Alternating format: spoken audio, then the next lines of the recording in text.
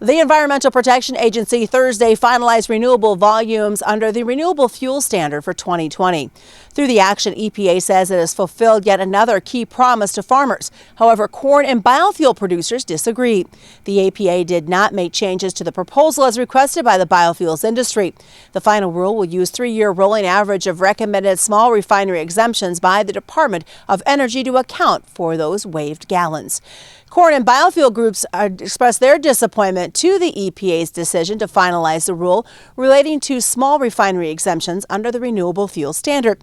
Their final rule uses that 3-year average, and the Department of Energy recommended waivers as an estimate rather than the average of actual gallons waived by the EPA. That's what was requested by biofuel supporters. The National Farmers Union says President Donald Trump broke a promise to farmers. Well, the Environmental Protection Agency Thursday also approved 10 pesticides for use on hemp crops for use during the 2020 growing season. The much-needed action allows hemp growers to protect their crops with approved products. Kentucky's Agricultural Commissioner, Wayne Quarles, says that the action is a step in the right direction for hemp growers, adding that it's important for our growers to have new technologies and tools to better help them protect their crops and increase their yields. While EPA oversees pesticide registrations for hemp, other federal agencies are working to streamline their separate regulatory implementation process for this newly legalized crop. The U.S. Department of Agriculture and the Office of the United States Trade Representatives are accepting applications for new members to serve on 7 agricultural trade advisory committees.